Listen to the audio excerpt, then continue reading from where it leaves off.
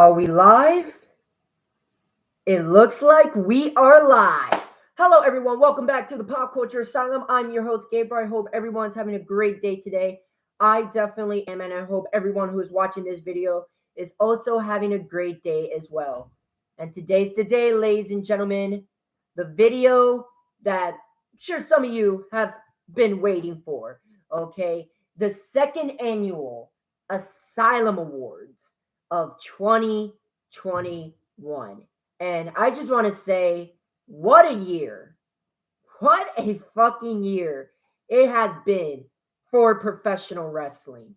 Like, my God, just an absolute roller coaster. I say that this year will go down as one of the greatest years in professional wrestling history, in my opinion. So many things that happened. Like, this year was just a crazy roller coaster.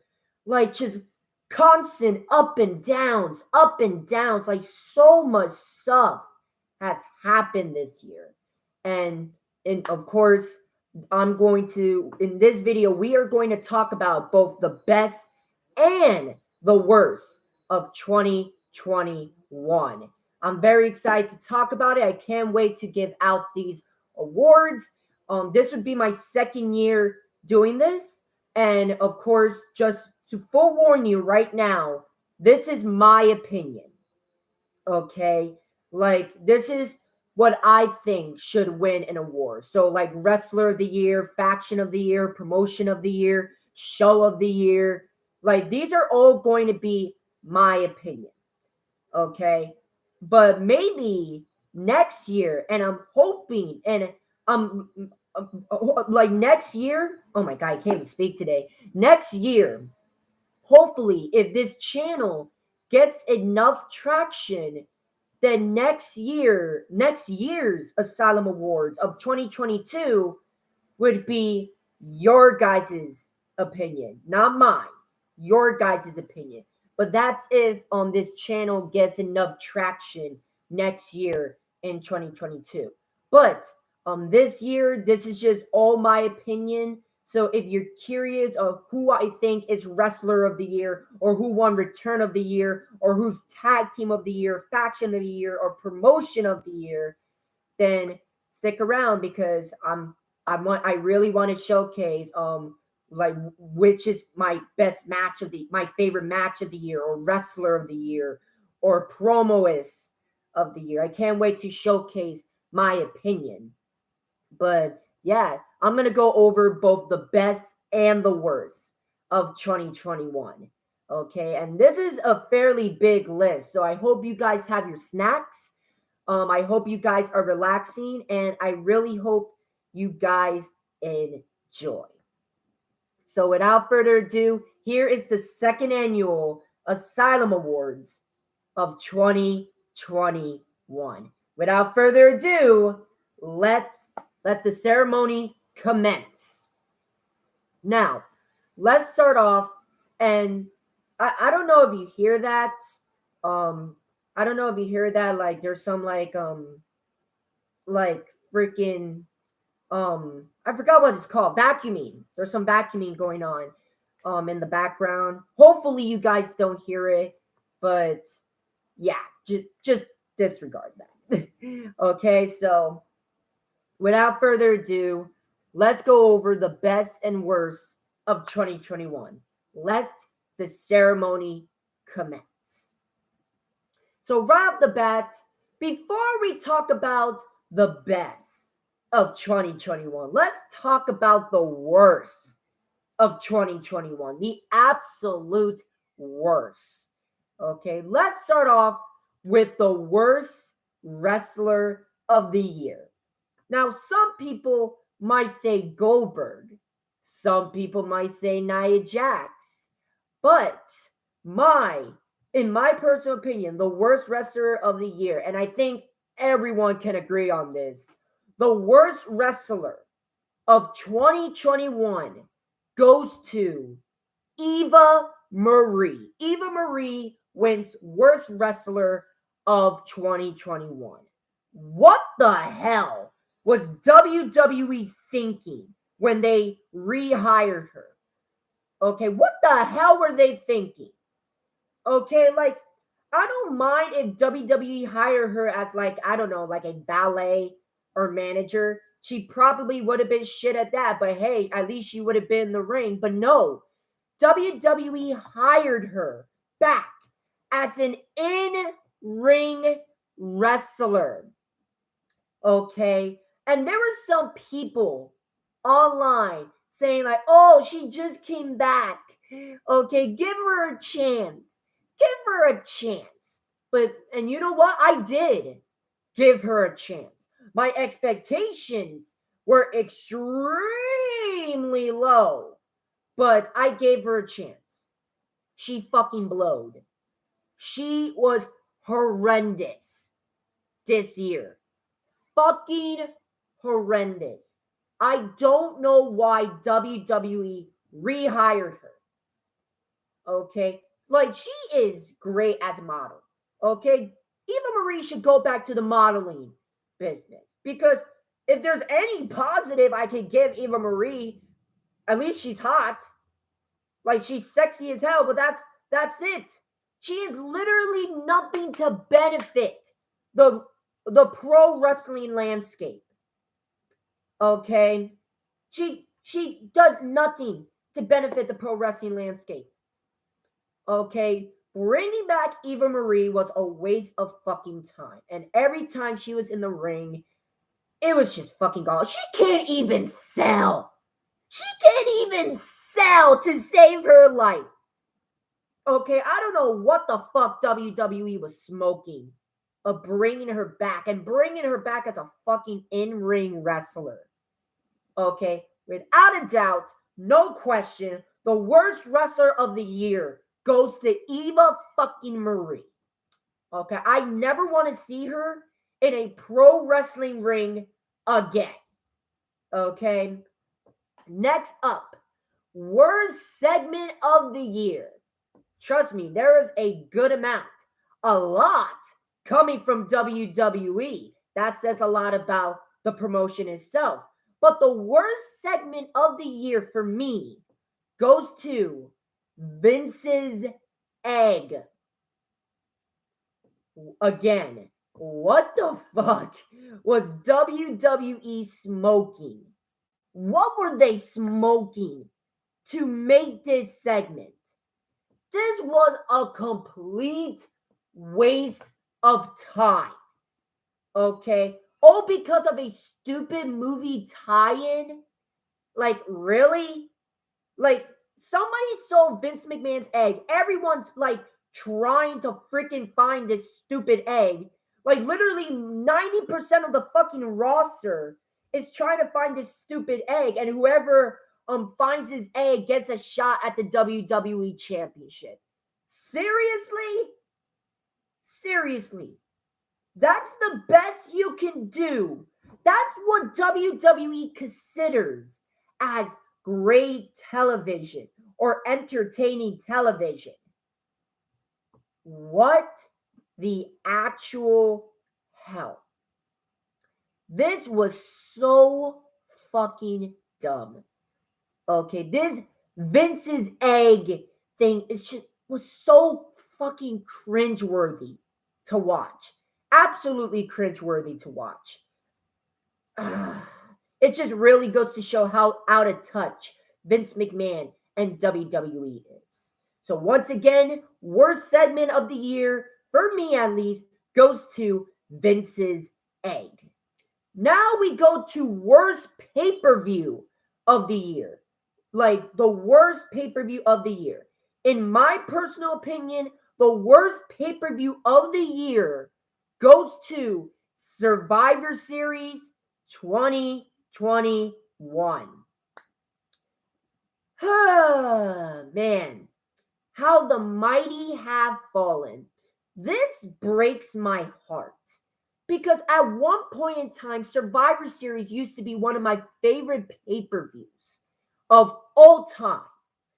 Okay, this was my second most anticipated pay-per-view behind the Royal Rumble. I fucking love Survivor Series.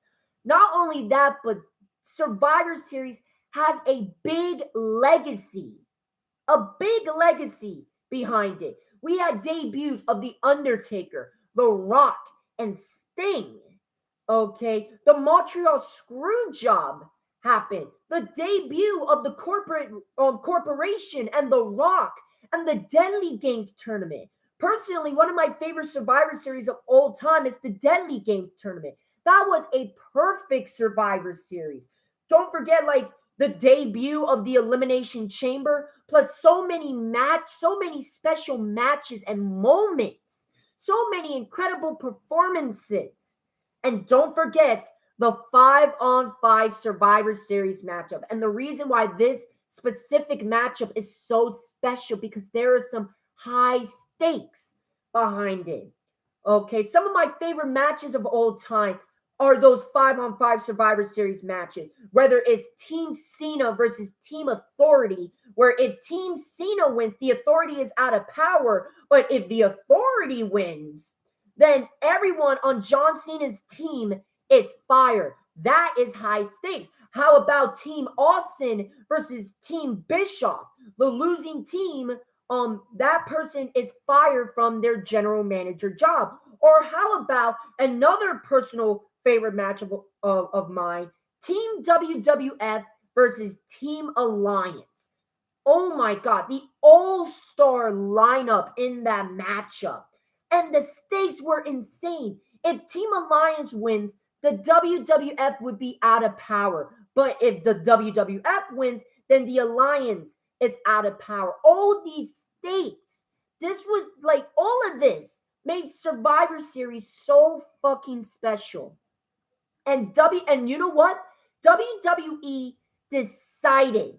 They decided to shit all over the legacy of Survivor Series by not putting any effort into the show this year.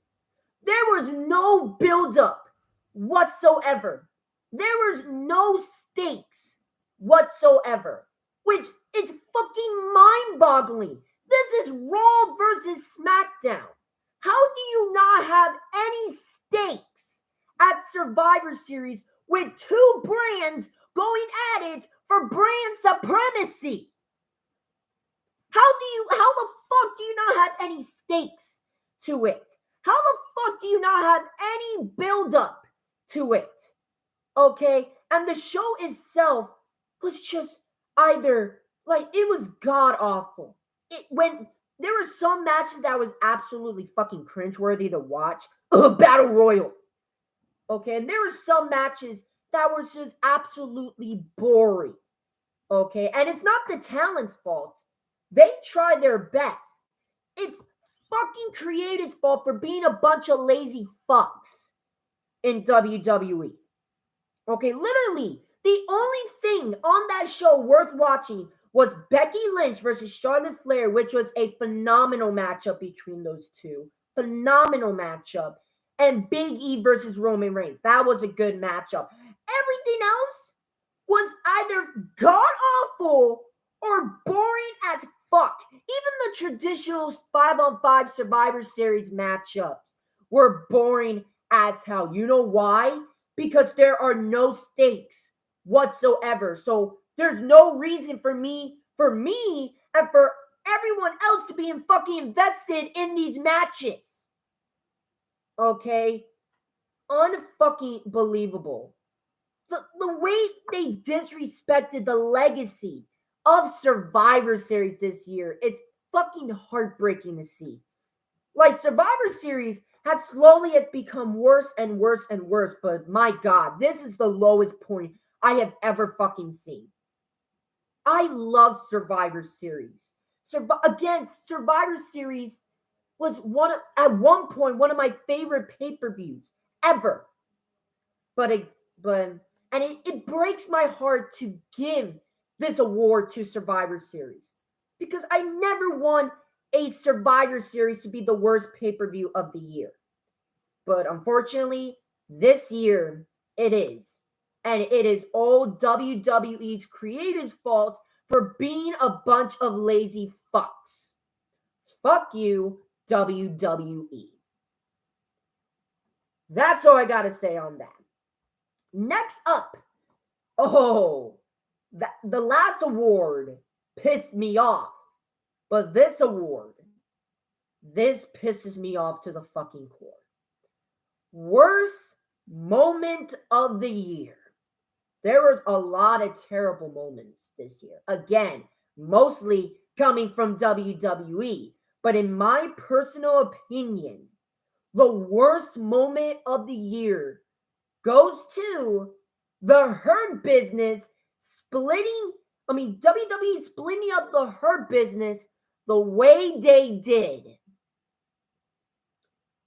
Let me talk to you about the Hurt Business, right? Cedric Alexander, Shelton Benjamin, Bobby Lashley. These three talented individuals were doing nothing. Were literally doing nothing. Shelton Benjamin and Cedric Alexander were in catering 90% of the fucking time. But MVP brought them all together and created a faction known as the Hurt Business. And this was an amazing idea. This was an incredible faction. Like the Hurt Business was badass. Like this was evolution on steroids. Okay, there's so many things you could have done with the Hurt Business. The Hurt Business had the potential to be not just one of the best factions in WWE history, but one of the best factions in professional wrestling history. Like turning around three talented careers. They were so good that they made Monday Night Raw somewhat watchable. Of course, Monday Night Raw was still trash as always, but the Hurt Business made it somewhat watchable. Whenever the Hurt Business was on fucking screen, it was must-see TV. It was must-see TV. The Hurt Business was just phenomenal, okay? At one point, they even held all the championships, which was the right call. But this is WWE. We can never have nice things with WWE. Now, you guys are probably wondering, why did the Hurt Business break up? Did WWE book the Hurt Business to have some animosity between all the members? Or was there like another reason? Oh, there is a reason. But it's a stupid fucking reason. It's a stupid fucking reason. So the reason, now hear me out. The reason why WWE broke up the Hurt Business, and keep in mind, there was rumors that WWE was going to break the Hurt Business at the time, and everybody, absolutely everybody in the IWC, and even some people in the general audience, okay, casual viewers and hardcore fans alike, were begging WWE to not break up their Hurt Business, at least not yet. But do WWE listen to his fans? Hell fucking no.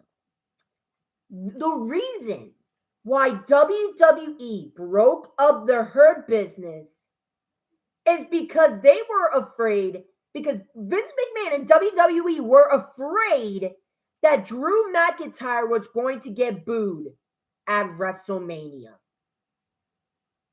I cannot make this shit up. If you like, it's so absolutely ridiculous that you might not believe it at first, but look it up.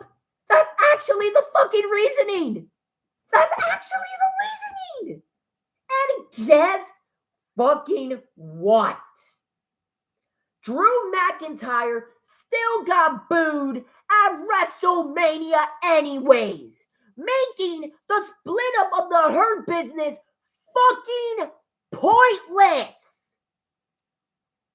Oh my god. What a bunch of fucking morons at WWE. Like, what the fuck were they thinking when they did this? Clearly they don't think. Clearly they don't.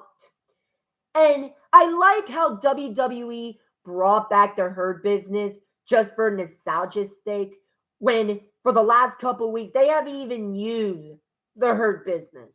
They haven't even been together on TV.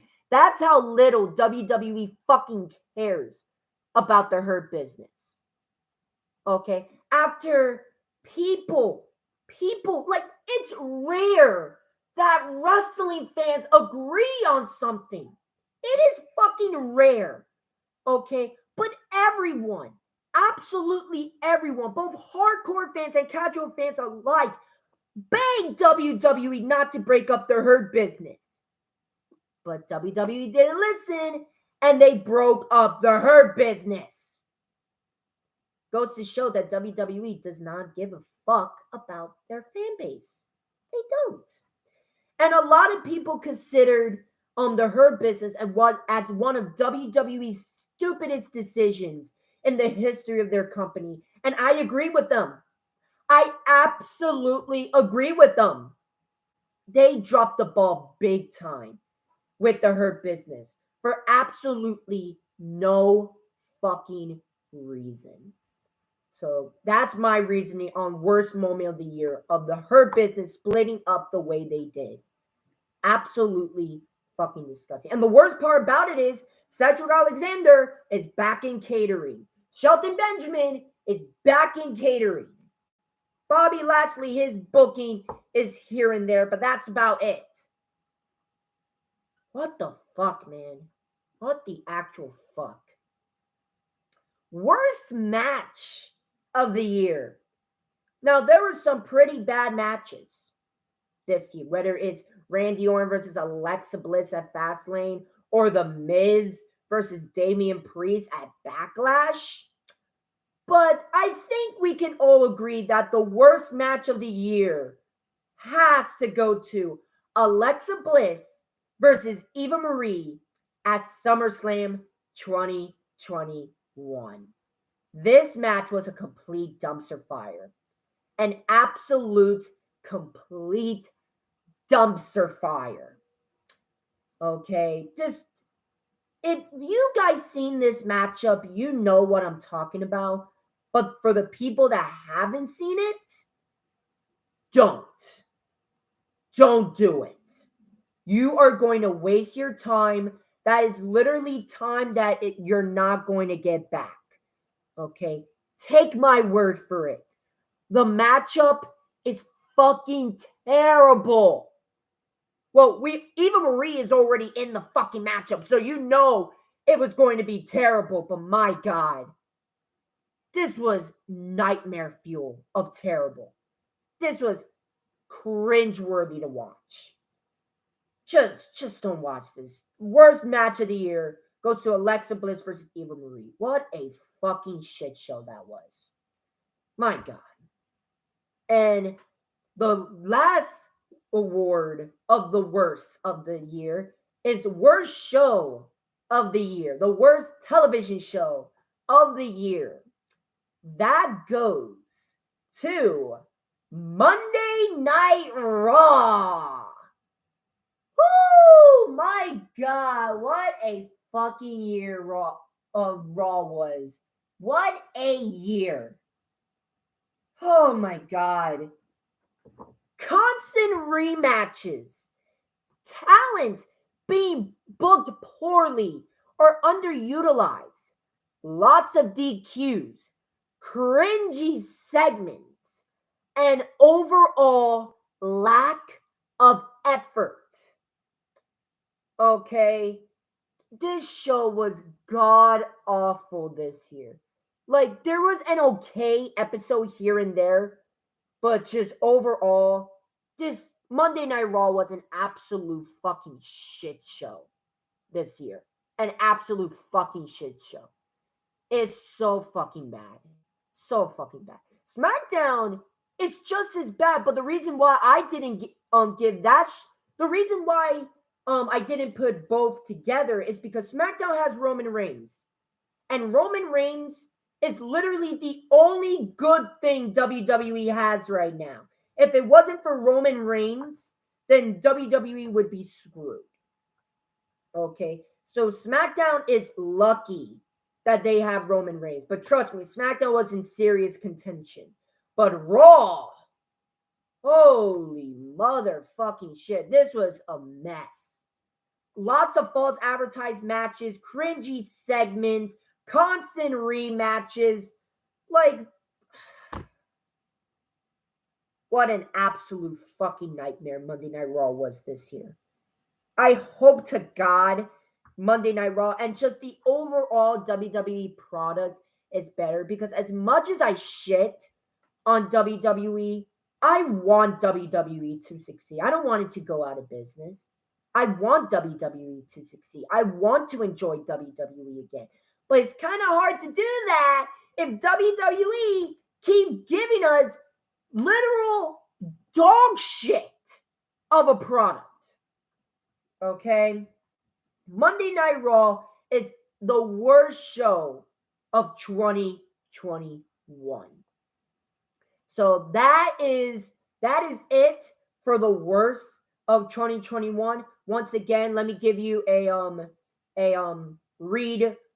let me tell you what is the worst of 2021 real quick. The worst wrestler of the year, once again, goes to Eva Marie. Worst segment of the year goes to Vince's Egg. Worst pay-per-view of the year goes to Survivor Series 2021. The worst moment of the year goes to the Hurt Business splitting up the way that they did. Worst match of the year goes to Alexa Bliss versus Eva Marie, SummerSlam 2021. And the worst show of the year goes to Monday Night Raw.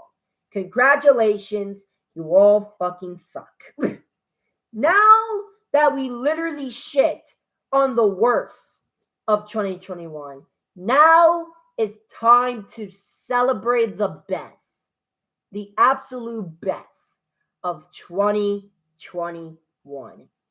Okay, so all the negatives out of the way, let's talk about the positives of 2021. So let's get that underway.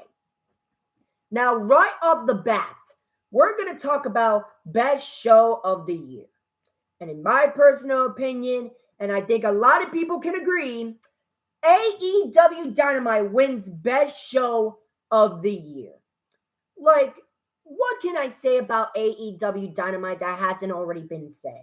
We got so many incredible moments, so many incredible matches, match of the year candidates, incredible segments, stars, literally like able to showcase what they can do without any restriction.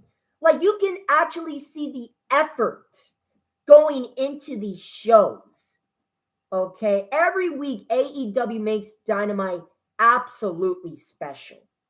Okay, like we got segments like CM Punk and MJF in the Battle of the Mics. We got Britt Baker and Ruby Soho going at it. We got just so many moments.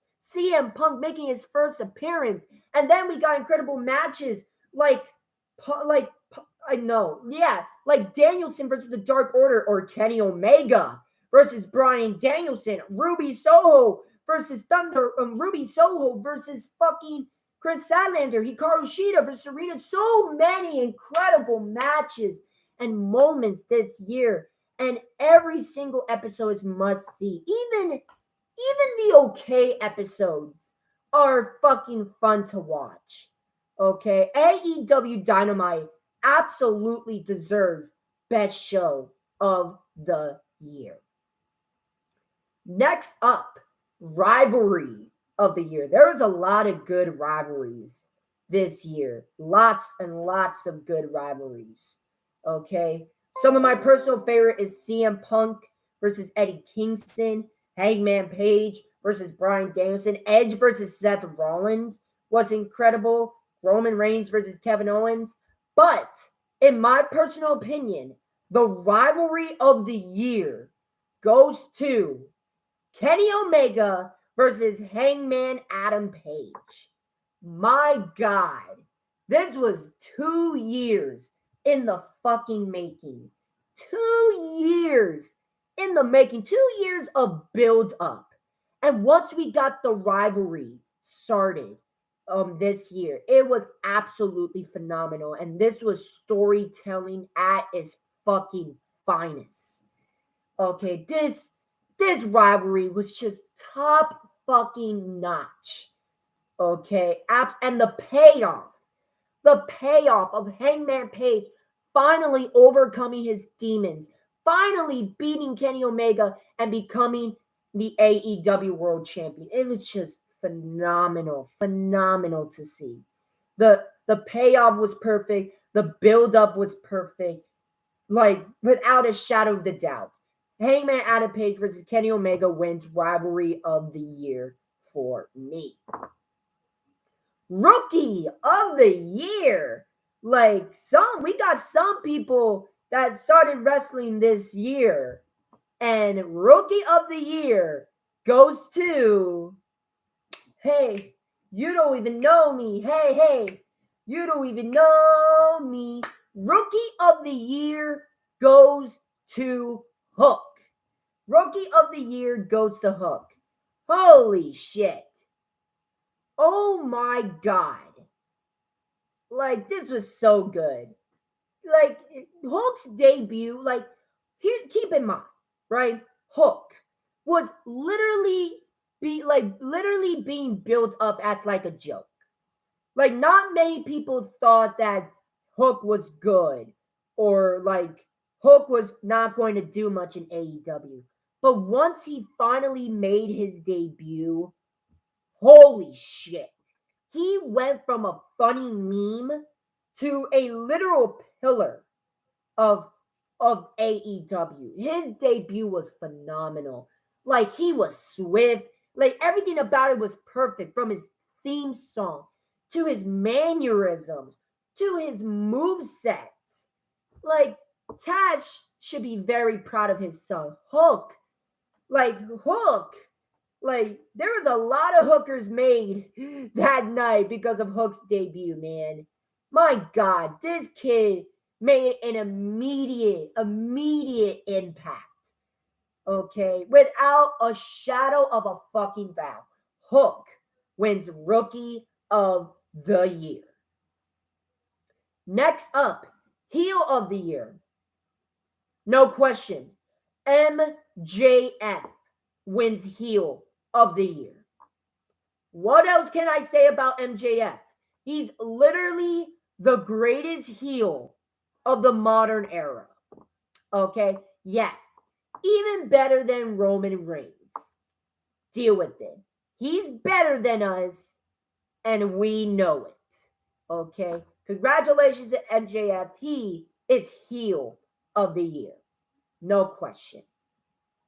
Next up, face of the year goes to Hangman Adam Page. Hangman Adam Page wins face of the year. The reason why I gave him this award is because AEW did such a great job molding this character. Like, this was such a unique baby face. Like, this wasn't a baby face who was like, he's like a superhero and he can overcome anything. No, he wasn't that kind of face. He was a baby face that was real and identifiable. Okay. He was so good as a baby face that everyone wanted him to succeed. Okay. He was the reason why he's face of the year because we can identify with him. He was such a real and identifiable character. He was a man who has a lot of self-doubt in his life. And we can really identify with that. And Hangman Page did such a great job with this character. Like, to the point where like everybody was right behind, like everyone wanted him to succeed. And once he finally got that moment, it was just a beautiful fucking sight to see. And like every single arena, and people chant cowboy shit, cowboy shit, cowboy shit. When he made his return in that ladder match, the people went fucking insane. Okay? Trust me, if anyone deserves to be face of the year, it's absolutely Hangman Adam Page. Congratulations, Hangman Adam Page. You are the baby face of the year. After that, we got commentator of the year. Now, a lot of people might say Jim Ross, Tony Schiavone, Pat McAfee, Wade Barrett, and these are a lot of good choices. But my commentator of the year has to go to Taz. I'm giving it to Taz this year. Taz he brought his fucking A game this year. He really has. He was very entertaining while at the same time also very educational and analytical. He was able to combine both worlds together, and it really made AEW Dynamite that much more enjoyable to watch because of Taz's commentary. Like so, and we had so many incredible moments with Taz.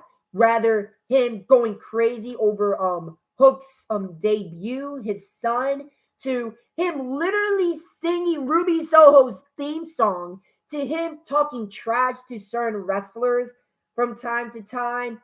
Like it was just phenomenal. Like again, a lot of people might say Jim Ross, Tony Schiavone, Pat McAfee, and those are all really good choices. I won't be mad at you for choosing any of those. But for me, I think Taz absolutely deserves commentator of the year. Like, just awesome stuff by Taz. Like, this was Taz's year when it came to commentary. Awesome stuff. Congratulations, Taz. You are commentator of the year, at least in my opinion. Promotion of the year. Personally, I think is obvious. AEW is promotion of the fucking year. Okay, promotion of the year. Okay, like, guys, this was the promotion that brought back CM Punk to professional wrestling. Okay, not only that, but we had incredible matches, incredible storytelling. We had debuts of Bryan Danielson, Adam Cole. Not only that, but AEW did a lot to benefit the pro wrestling community as a whole. Like with AEW and Tony Khan helping out other promotions like Ring of Honor, NWA, Impact Wrestling. Not only that, they're less restrictive than WWE. Like they're an actual family. They don't insult people's intelligence. Like they provide great shows, incredible moments. Like no doubt about it. Promotion of the fucking year goes to AEW, at least in my opinion. So congratulations, All Elite Wrestling, for being promotion of the year. Next up, we got Manager of the Year. Now, this is probably the most controversial one, in my opinion. Now, a lot of people expect Paul Heyman. Now, don't get me wrong. Paul Heyman was phenomenal this year. But there is one person that was slightly better, in my personal opinion. And this might be controversial, but my Manager of the Year goes to Dan Lambert. Now, hear me out. Hear me out for a sec.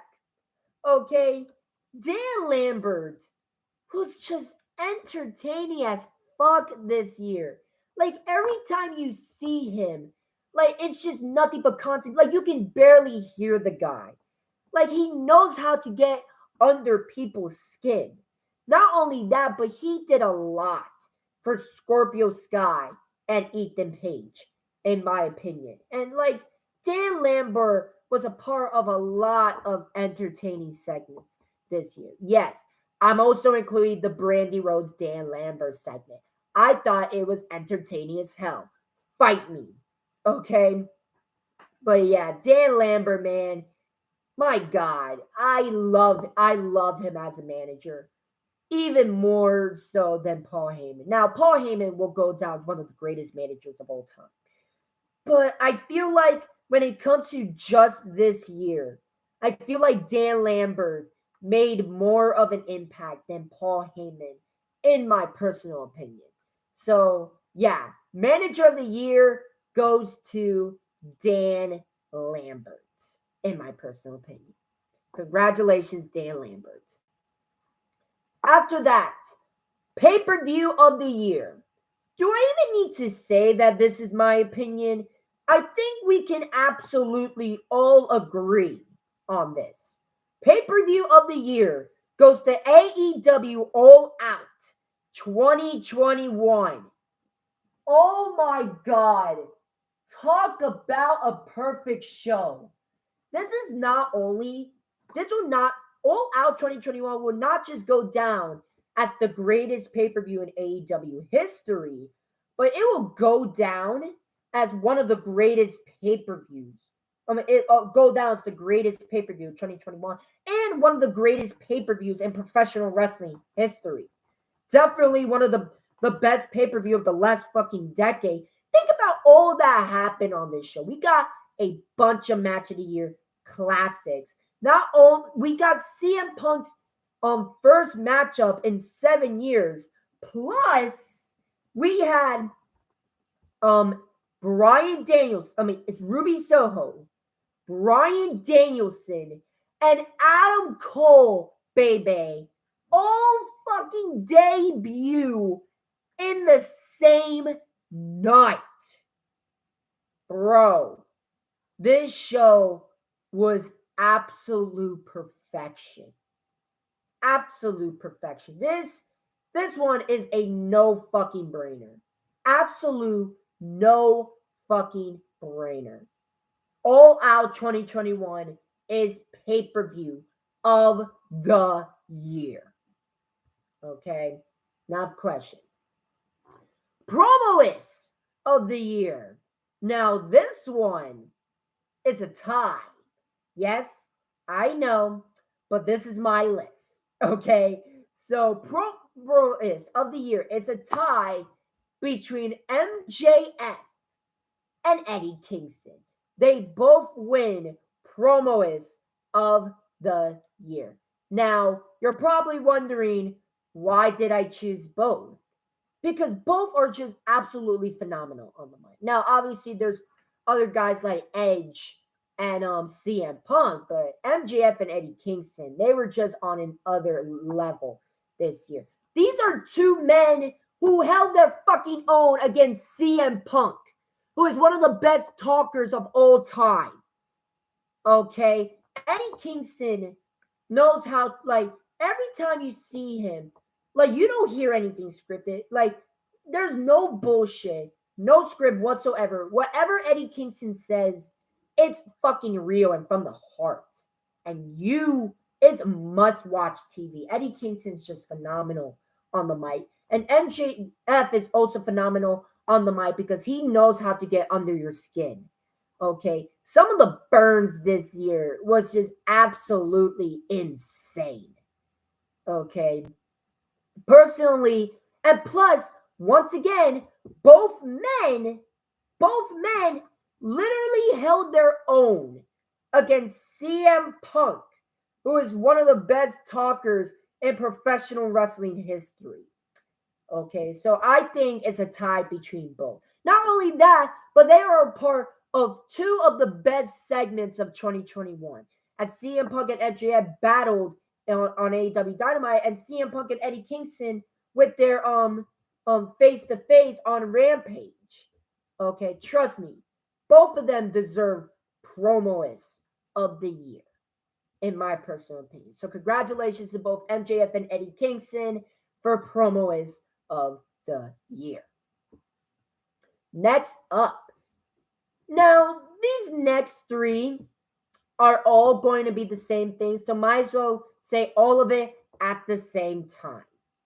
Segment of the year, return of the year, and moment of the year goes to CM Punk making his return to professional wrestling and debuting for All Elite Wrestling. This wins 3 awards. Again, for Moment of the Year, Return of the Year, and Segment of the Year. My God, this return was perfect. Ever since CM Punk left professional wrestling, people have been begging CM Punk to come back. Okay? A lot of people thought that he was never coming back to professional wrestling. People thought he was done, but people kept chanting CM Punk, hoping one day he would come back to professional wrestling. Okay? People wanted Punk to come back. He was legit the voice of the voiceless. He was the wrestler of this generation. Okay? And literally, there was rumors popping up again of CM Punk making his return and debuting for All Elite Wrestling. There was rumors circulating. There were people getting excited. There was people still skeptical. But literally, AEW made like a announcement for AEW Rampage, the first dance. And they didn't say anything, but they implied that CM Punk was going to make an appearance in that event. Okay. The United Center, right? In Chicago, Illinois. One of the biggest arenas in the world. Well, not in the world, but in the United States. And literally, out of speculation from a rumor, AEW was able to sell out the entire arena from a fucking rumor. Okay, this wasn't even confirmed that CM Punk was going to make his appearance. But they sold out the fucking United Center. Every seat was full out of a fucking rumor that CM Punk was going to return. Out of a rumor. That is insane. And when Rampage finally started that night, people were chanting CM Punk, CM Punk, CM Punk. And I was fucking chanting. I was here at my home watching the entire thing. And once the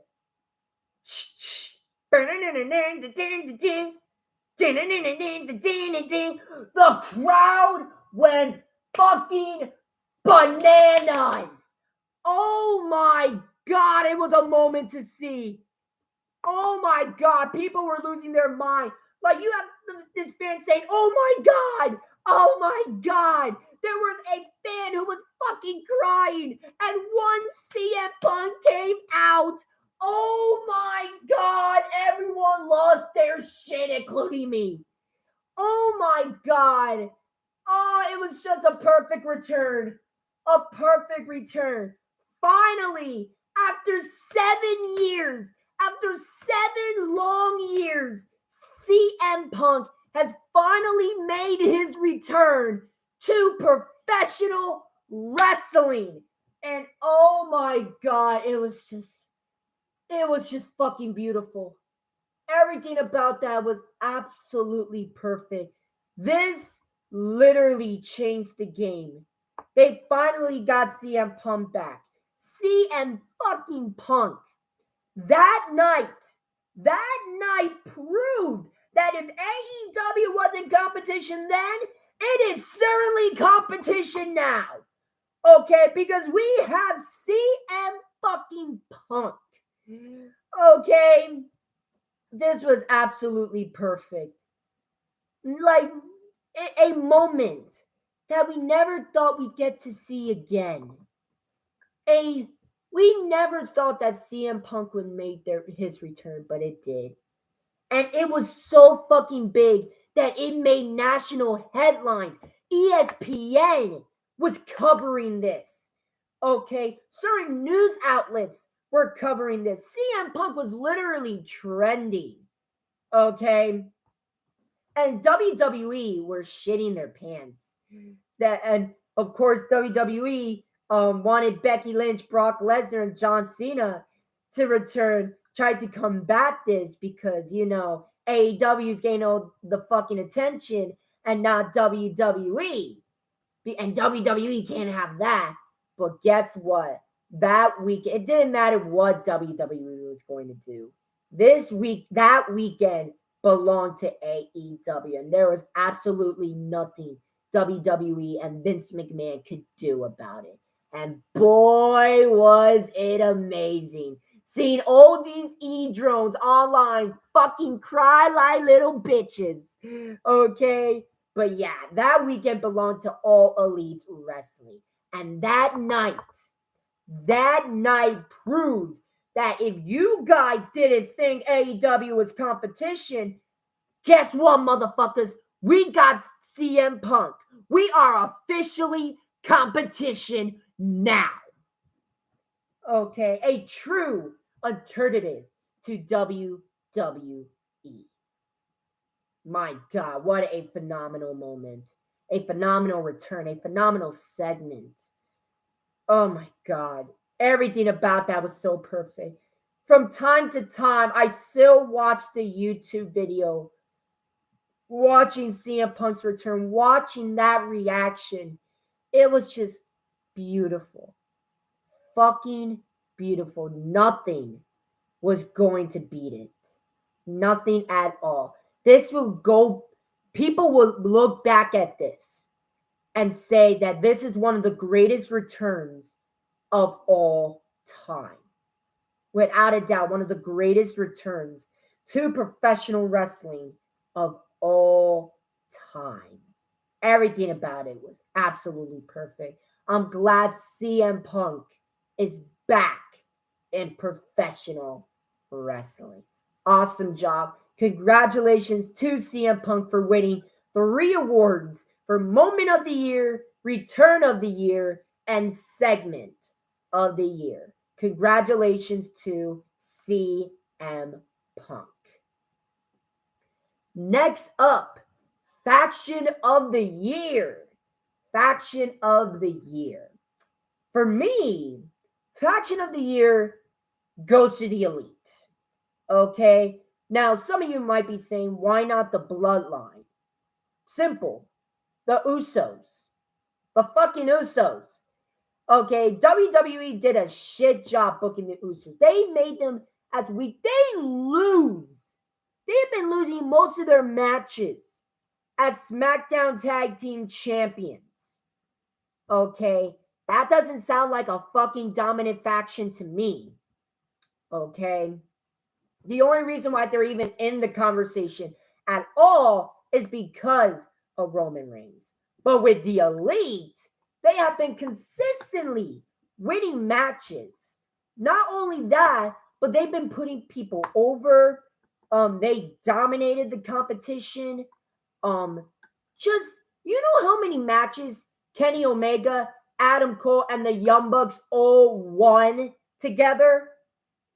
Okay, they were a dominant faction and at one point literally held most of the gold in AEW. Okay, if anyone deserves Faction of the Year, it's the Elite, the Elite, the Elite, the Elite. So the Elite 100% wins Faction of the Year, at least in my opinion. Next up, now, Breakout Star of the Year and Most Improved Wrestler of the Year goes to the same person. And that person is Dante Martin. Dante Martin is the Most Improved Wrestler of the Year and Breakout Star of the Year. Here's why. The reason why he's most improved is because here's the thing. Dante Martin was completely lost in the shuffle. The moment that Dante Martin lost his brother Darius Martin, like Dante Martin was lost in the shuffle for a little bit. But then he started to be in matches, going against some of AEW's best, like Kenny Omega, Malachi Black, MJF, and he held his own extremely well. And he put up some of the best performances I have ever fucking seen. That where the breakout star comes into play. He held his own against the likes of Kenny Omega, Malachi Black, okay, CM Punk, Malachi Black, MJF. Like he was somewhat of a big deal. in AEW. So if anyone deserves most improved wrestler and breakout star of the year, like he was able to turn his situation from chicken shit to chicken salad. Okay. In my personal opinion, the most improved wrestler and breakout star of the year goes to Dante Martin. So congratulations to Dante Martin. Tag team of the year. Now there were a lot of good tag teams this year. Okay. Some people say the Usos, where I completely disagree. Some people say the Lucha Bros, and I love the Lucha Bros. Some people say Jurassic Express, but come on. I think, like, in my personal opinion, the tag team of the year goes to the Young Bucks Super Kick Party! Burn, burn, burn down, burn, burn, burn down, burn, burn, burn down. The Young Bucks. The Young Bucks are tag team of the year. Some of you love it. Some of you absolutely despise it. But at the end of the day, you cannot deny that the Young Bucks is one of the best tag teams in the world. Okay, when it's all said and done, the Young Bucks will go down as one of the best and most influential tag teams of all time. Okay, like this year alone, they put up banger after banger after banger. Okay, while putting over talent like the Lucha Bros and Jurassic Express in the process. And they were like winning matches left and fucking right. They were just a dominant and unstoppable force. Okay. I'm sorry. Like, this was absolutely no question for me. Tag team of the year definitely belongs to Matt and Nick Jackson, the Young Bucks. So, congratulations to the Young Bucks for winning tag team of the year. Female star of the year. That goes to Dr. Britt Baker, DMD. My God, what a year she has been. Holy shit, bro. Like, first of all, she is without a doubt so far the best AEW women's champion. She made that title and the entire division legit. Okay, she had great matches with Chris Sadlander, Ty Conti, Thunder Rosa, Hikaru Shida, okay, Anna Jay, like so many great matches. Okay, this was without a doubt her year. Not only that, but she is one of AEW's biggest stars overall. Okay, she is that fucking good. Okay, Britt Baker, like, not only is she incredible on the mic and really starting to become a very good wrestler. Like, well, she's a good wrestler now. She still has a long way to go to be like, whoa, she's an incredible professional wrestler. But she has definitely improved on her wrestling. But yeah, she made that title look prestigious this year. She did so many great segments. She main evented AEW Dynamite Grand Slam with Ruby Soho. Okay, with a great matchup. Like, bro, Britt Baker did so much for the AEW women's division, and that cannot go unnoticed. Again, not only that, but Britt Baker is like, she's one of AEW's biggest stars overall. Trust me, if anyone deserves female star of the year, it's Dr. Britt Baker, DMD. Congratulations to Britt Baker for being female star of the year. Next up, male star of the year. And there's a lot of good choices. Hangman Adam Page, Edge, CM Punk, MJF, Kenny Omega, Roman Reigns. There's a lot of good choices. But in my personal opinion, the male star of the year goes to the American Dragon himself, Bryan Danielson. Bryan Danielson wins Male Superstar of the Year. This man made history, okay, wrestling as a as both a WWE superstar and an AEW superstar this year. He competed, okay, in two major shows this year in two different promotions. Not many people can say that. He was in both WrestleMania this year and All Out this year. Not only that, like he put over so many people. Like he pulled over Roman Reigns, Cesaro, Drew Gulak, Kenny Omega, Adam Page, Eddie Kingston. Like, like he did so much to try to benefit the pro wrestling landscape as a whole, and especially in both WWE and AEW. So many match of the year candidates coming from Daniel Bryan slash Bryan Danielson.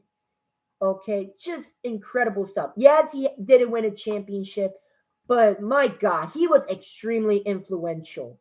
Okay, this year when it came to professional wrestling. Again, he's the only person, and he's the only major star to compete in both WWE and AEW this year.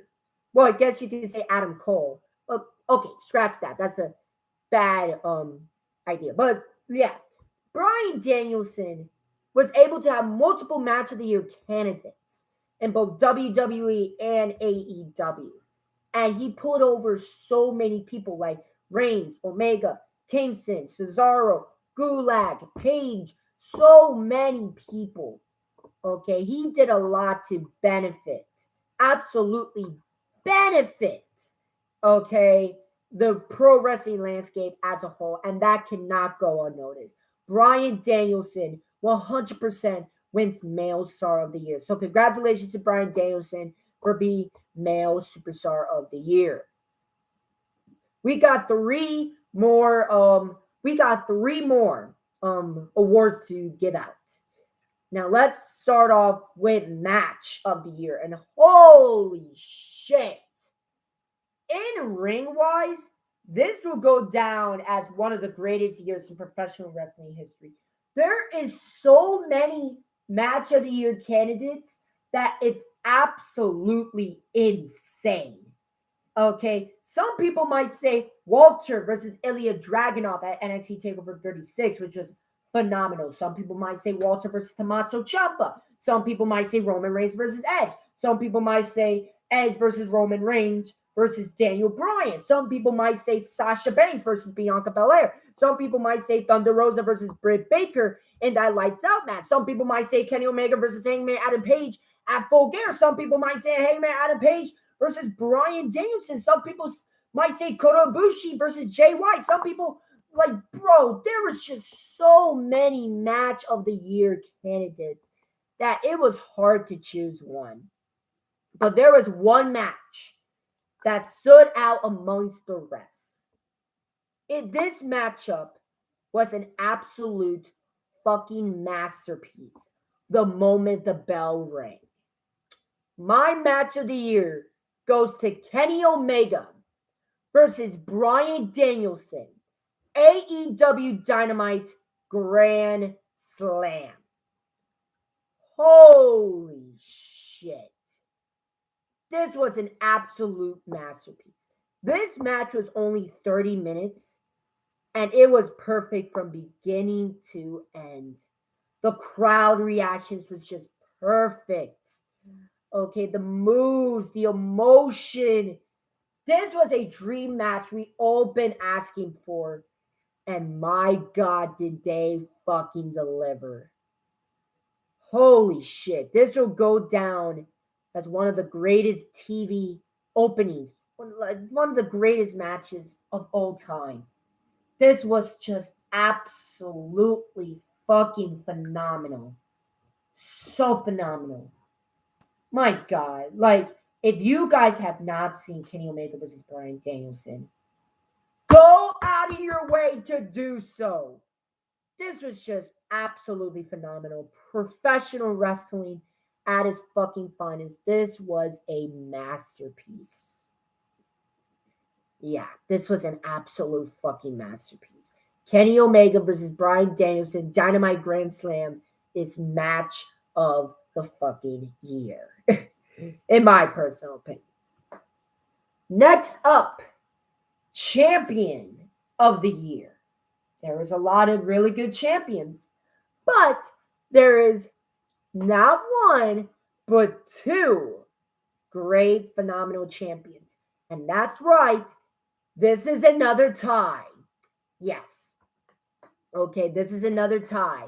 Roman champion of the year goes to both Roman Reigns and Kenny Omega.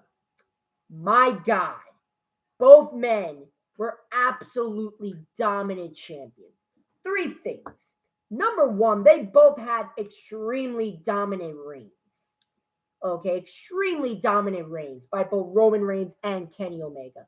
Number two, they put so many people over, okay, that it's absolutely insane. And number three, they really made their respective championships really fucking prestigious. Roman Reigns made the Universal Championship really prestigious, and Kenny Omega really made the AEW World Championship extremely prestigious. Okay. It was hard to choose between just one because both were just absolutely credible in their own way. So, yeah, this year it's a tie. Champion of the year goes to both Roman Reigns and Kenny Omega. And now, finally, wrestler of the year. Who do I think wrestler of the year is? Some people might say Kenny Omega. And if he's your wrestler of the year, I'm not gonna hate you for it. Some people might say Roman Reigns is wrestler of the year. I don't blame you. He's a great choice. But personally, in my personal opinion, wrestler of the year goes to the American Dragon, Bryan Danielson. Once again, this man has done so much for the professional wrestling landscape. Like, he is the biggest star to fight in both WWE and AEW. He provided multiple match of the year candidates in both WWE and AEW, and pulled over again. He pulled over so many people: Kenny Omega, Roman Reigns, Eddie Kingston, Hangman Adam Page, Cesaro, Drew Gulak, and many, many others. Okay, yes, he didn't win a championship. Yeah, he didn't win that many matches, but you know fucking what? He did so much to benefit, to really benefit the pro wrestling landscape as a whole, and that does not go unnoticed. So many match of the year candidates. He pulled so many people over. He multiple match of the year candidates in both WWE and AEW. I'm sorry, this was Bryan Danielson year. Like, I think, in my personal opinion, Bryan Danielson is the overall wrestler of the year. So that is it. That is the second annual Asylum Awards of 2021. Now let's go over all the awards that were given out real quick. Worst Wrestler of the Year goes to Eva Marie. Worst Segment of the Year goes to Vince's Egg. Worst Pay-Per-View of the Year goes to Survivor Series 2021. Worst Moment of the Year goes to the Hurt Business splitting up the way they did. Worst Match of the Year goes to Alexa Bliss versus Eva Marie at SummerSlam 2021. Worst Show of the Year goes to Monday Night Raw. Best Show of the Year goes to AEW Dynamite. Rivalry of the Year goes to Hangman Adam Page versus Kenny Omega. Rookie of the Year goes to Hook. Heel of the Year goes to Maxwell Jacob Freeman, MJF. Babyface of the Year goes to Hangman Adam Page. Commentator of the Year goes to Taz. Promotion of the Year goes to AEW. Manager of the Year goes to Dan Lambert. Pay-Per-View of the Year goes to All Out 2021. Promoist of the year goes to MJF and Eddie Kingston. Segment, return, and moment of the year goes to CM Punk returns to professional wrestling and debuts for AEW. Faction of the year goes to the Elite. The most improved wrestler and breakout star of the year goes to Dante Martin. Tag team of the year goes to the Young Bucks. Female star of the year goes to Britt Baker. Male star of the year goes to Bryan Danielson. Match of the year goes to Kenny Omega versus Bryan Danielson, AEW Dynamite Grand Slam.